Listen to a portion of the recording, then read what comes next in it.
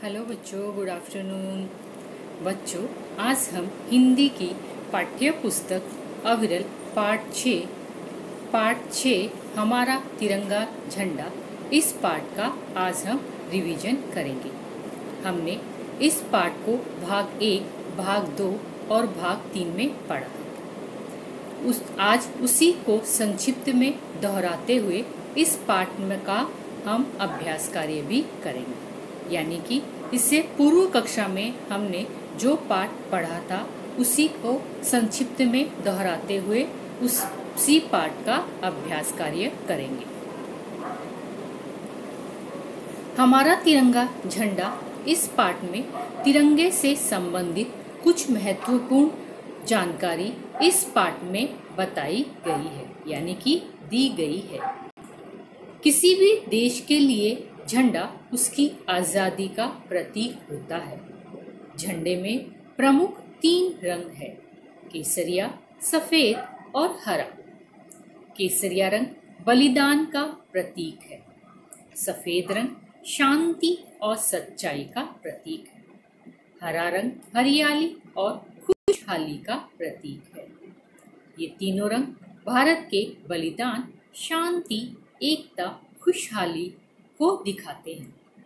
तिरंगे में अंकित अशोक चक्र भारत की गति और प्रगति का प्रतीक है। हमारा तिरंगा अंतरिक्ष में भी जा चुका है। यह देश की स्वतंत्रता और सम्मान का प्रतीक है। हम सबको इसका आदर करना चाहिए। किसका आदर करना चाहिए बच्चों? हमें अपने तिरंगे झंडे का आदर और सम्मान करना चाहिए। संसद भवन पर प्रतिदिन 3 राष्ट्रीय ध्वज फहराए जाते हैं, क्योंकि इस भवन में लोकसभा के अध्यक्ष, उपाध्यक्ष तथा राज्यसभा के अध्यक्ष कार्य करते हैं। तिरंगे झंडे को फहराते समय यह ध्यान रखना चाहिए कि झंडा किसी चीज से ढका हुआ न हो तथा भूमि से स्पर्श न करे। झंडे को कभी उल्टा नहीं फहराना चाहिए। तो यहाँ तक बच्चों हमने पिछली कक्षा में अध्ययन किया था। तो चलिए बच्चों, आज हम इसी पाठ पर आधारित कुछ अभ्यास कार्य भी करते हैं, ताकि जो पाठ हमने पढ़ा उसका एक बार पुनः रिवीजन हो जाए और यह पाठ हमें और अच्छे से समझ में आ जाए। तो चलिए बच्चों, अभ्यास कार्य करते हैं।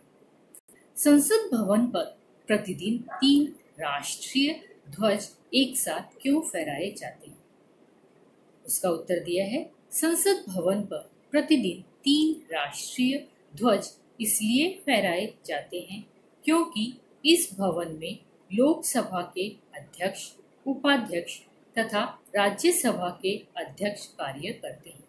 संसद भवन पर प्रतिदिन 3 राष्ट्रीय ध्वज इसलिए फहराए जाते हैं क्योंकि वहां पर लोकसभा के अध्यक्ष काम करते हैं, उपाध्यक्ष और राज्यसभा के अध्यक्ष काम करते हैं। इसलिए एक एक झंडा उन तीनों के लिए फहराया जाता है।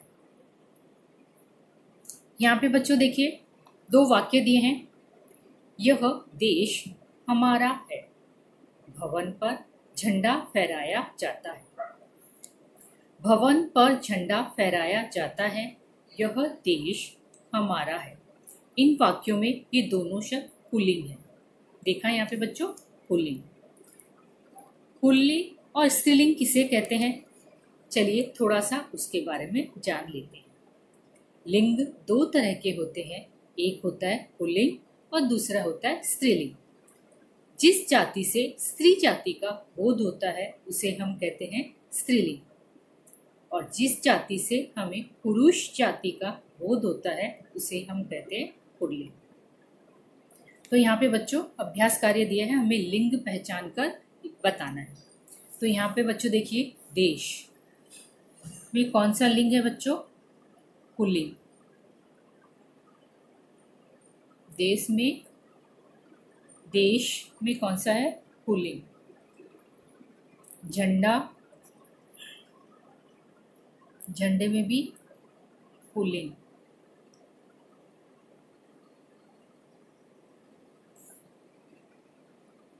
इमारत में स्त्रीलिंग।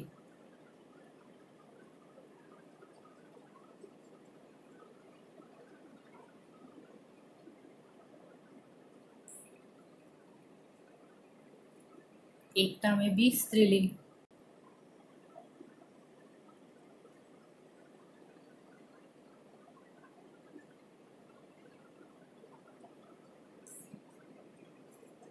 सम्मान में पुल्लिंग।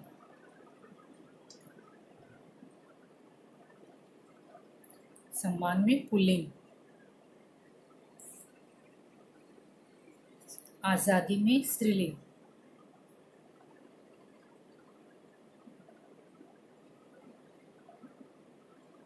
तो यहाँ पे बच्चों देखिए हमने किसके बारे में पढ़ा, लिंग पहचानने के बारे में हमने पढ़ा।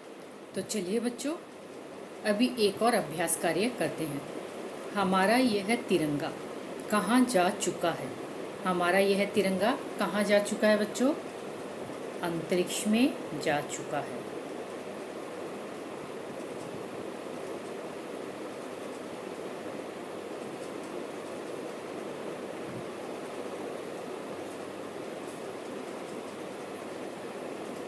संसद भवन पर प्रतिदिन कितने राष्ट्रीय ध्वज फहराए जाते हैं? कितने राष्ट्रीय ध्वज फहराए जाते हैं बच्चों? 3 ध्वज फहराए जाते हैं।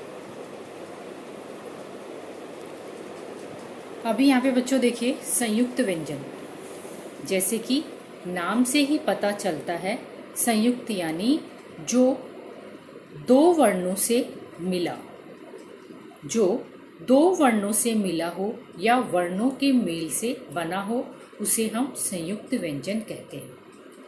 2 अलग अलग व्यंजनों के मिलने से जो नया शब्द बनता है उसे हम क्या कहते हैं? संयुक्त व्यंजन कहते हैं। तो यहाँ पे हमें आदम से हमने संयुक्त व्यंजन से नया शब्द बनाया सम्मान। एक और शब्द बनाएंगे हम चम्मच। नया शब्द बना चम्मच।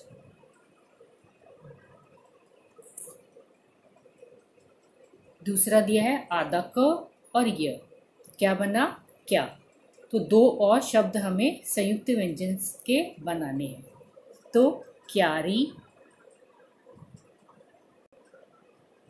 आधा क यूज किया है ना यहाँ पे, क्यारी वाक्य, सेंटेंस।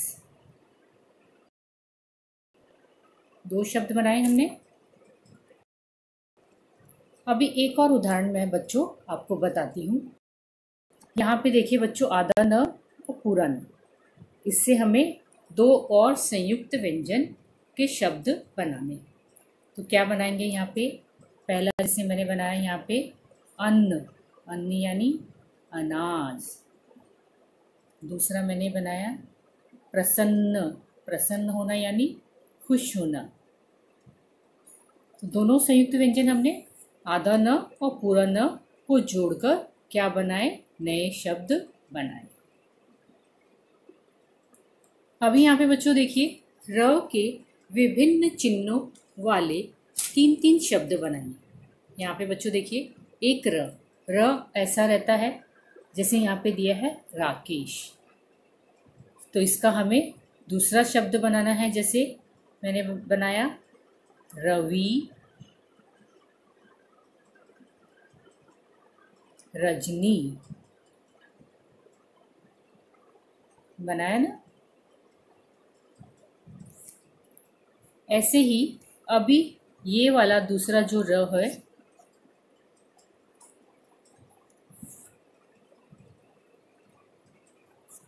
ये जो दूसरा र दिया है ऐसे, इसका चिन्ह क्या है? हवा में ऐसे ऊपर शब्द के ऊपर आता है। तो यहाँ पे जैसे मैंने बनाया मार्ग, दूसरा मैंने बनाया धर्म, और एक और शब्द बनाया कर्म।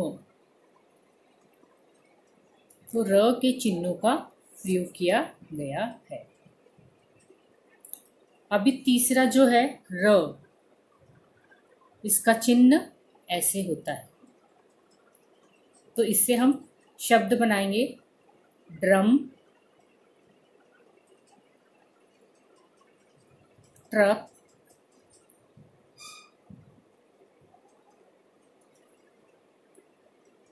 राष्ट्र।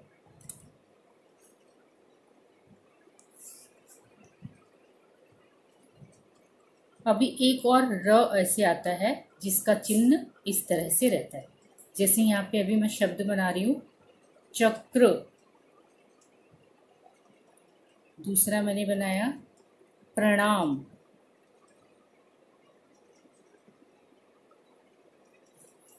और एक और बनाया शब्द नम्र। तो इस तरह से हमने र के विभिन्न चिन्हों से शब्द बनाने सीखे। अभी यहाँ पे बच्चों देखिए, जो हमारा राष्ट्रगान क्या है। राष्ट्रगान क्या है बच्चों हमारा? जन गण मन। ये हमारा क्या है बच्चों? राष्ट्रीय गान है। हमारे राष्ट्रीय गान को गाने में कितने सेकंड का समय लगता है? कितने सेकंड का समय लगता है बच्चों? 52 सेकंड का समय लगता है।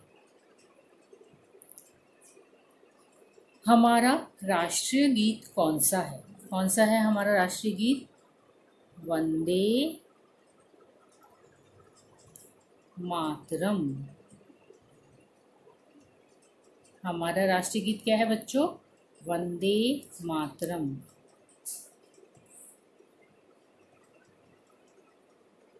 हमारा राष्ट्रीय चिन्ह क्या है? क्या है हमारा राष्ट्रीय चिन्ह? अशोक चक्र। अशोक चक्र।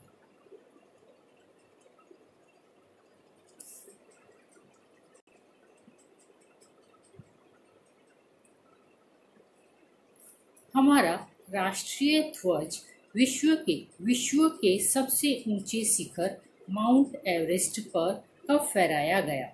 हमारा राष्ट्रीय ध्वज विश्व के सबसे ऊंचे शिखर माउंट एवरेस्ट पर कब फहराया गया? कब फहराया गया?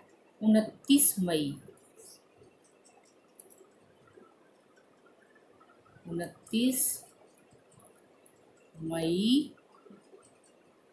1953 को फहराया गया। हमारा राष्ट्रीय जनगण मन किसने लिखा था? किसने लिखा था बच्चों? रविंद्रनाथ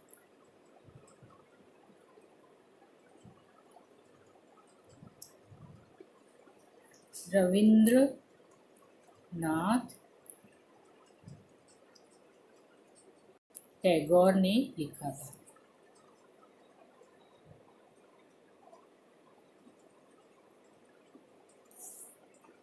हमारा राष्ट्रीय गान रविंद्रनाथ टैगोर ने लिखा था। तो यहाँ पे चलो बच्चों, एक हमारे झंडे पर आधारित एक छोटा सा गीत हम गाते हैं। झंडा ऊंचा रहे हमारा, विजयी विश्व तिरंगा प्यारा। झंडा ऊंचा रहे हमारा, विजयी विश्व तिरंगा प्यारा। सदा शक्ति बरसाने वाला, प्रेम सुधा बरसाने वाला, वीरों को हर्षाने वाला। मातृभूमि का तन मन सारा, मातृभूमि का तन मन सारा। झंडा ऊंचा रहे हमारा, विजयी विश्व तिरंगा प्यारा। झंडा ऊंचा रहे हमारा। धन्यवाद।